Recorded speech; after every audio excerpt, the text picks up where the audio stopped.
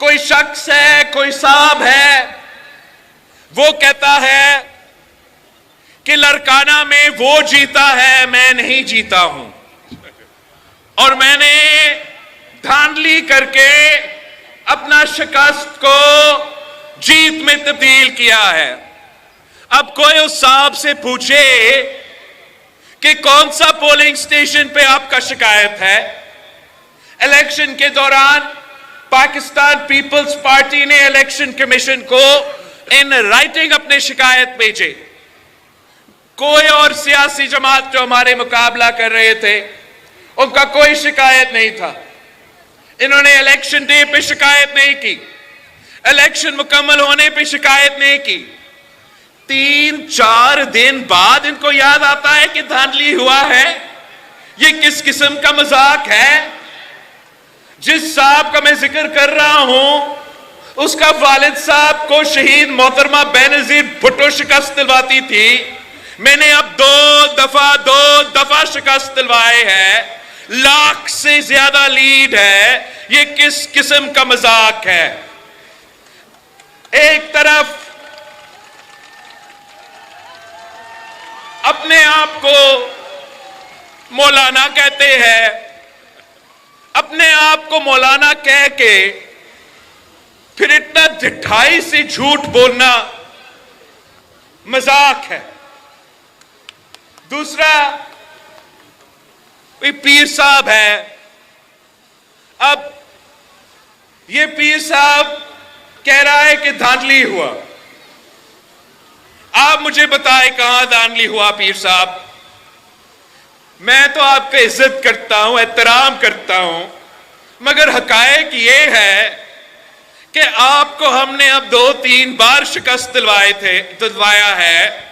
इससे पहले आपका वालिद को मेरा वालिद और वालदा शिकस्त दिलवाते थे।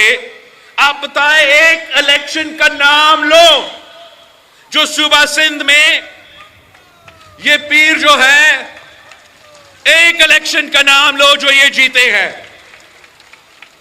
2002 से शुरू करते हैं। 2002 में पाकिस्तान पीपल्स पार्टी जीती। मुशर्रफ का दौर था, आमिर बैठा हुआ था, उसके बावजूद आप जीते। फिर इन्होंने जोर जबरदस्ती आपको हुकूमत नहीं बनाने दी। 2008 में इनके लिए धांधली किया गया, उनको धांधली के जरिए सीट दिलवाए गए, मगर फिर भी आप जीते। 2013 में इनको लॉन्च किया गया, तब भी उन्होंने पूरा कोशिश की धांधली करने का, वो ना कर सके, वो हारे। 2018 किसी को याद है कि 2018 में किस तरीके से उनको मदद करने की कोशिश किया गया? 2018 में भी वो शिकस्त, और आज उसके दरमियान में बल्दियाती इलेक्शंस में उनको शिकस्त, बाई इलेक्शंस को उनको शिकस्त। इलेक्शन के दौरान वो कैंपेन करने नहीं निकले, फिर भी उनको शिकस्त। और अब वो कहते हैं कि वो धांधली करके उनको हरवाया गया। अगर उनके पास सबूत है, वो सबूत लेकर आओ। आपके पास फॉर्म 45 है, पीर साहब के पास है, मौलाना साहब के पास है, तो हम धांधली में यकीन नहीं रखते हैं। आप लेकर आए वो फॉर्म 45। आप साबित करते हो तो आओ, साबित करो। मैं अगला दिन आपका मुकाबला करता हूं बाय इलेक्शन में, देखते हैं कैसे आप जीतते हो। वैसे मैंने 2 सीटें निकाले, वो 2 सीट निकाले तो एक को छोड़ना पड़ेगा। जब एक छोड़ता हूं, 6 महीनों बाद बाय इलेक्शन होगा, तो मैं जो शिकायत कर रहे हैं, चाहे वो पीर साहब हो या मौलाना साहब हो, कि एक सीट तो मैं छोड़ रहा हूं ना, तो आए फिर वो छोड़ा हुआ सीट पे मुकाबला करते हैं, देखते हैं कि आपका औकात क्या है।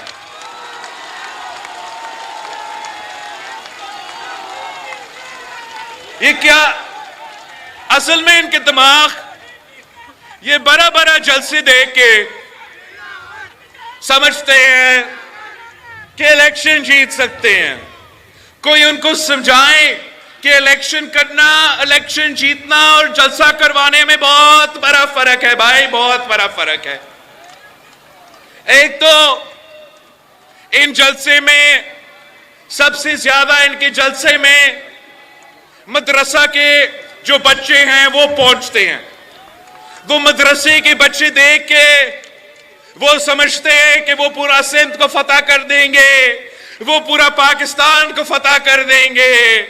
इलेक्शन डे जब आता है उनको फिर अंदाजा होता है कि इन बच्चों के पास तो वोट ही नहीं है। दूसरी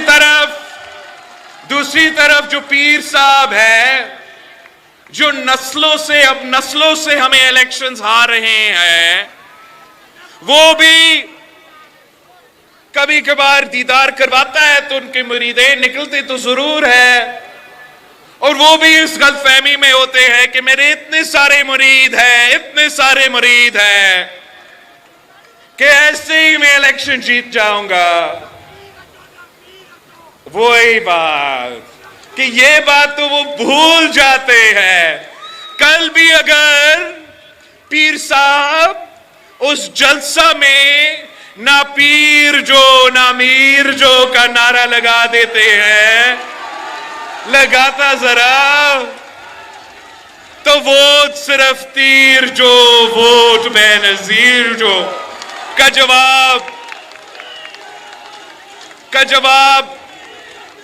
जवाब उनको मिलता। अब ये कहते हैं कि उनको कहा गया कि पीपी से इत्तेहाद करो। अब पता नहीं उनको किसने बताया, मैं आपको बताना चाह रहा हूं कि किसने मुझे बताया कि पीर साहब की जमात से इत्तेहाद करो।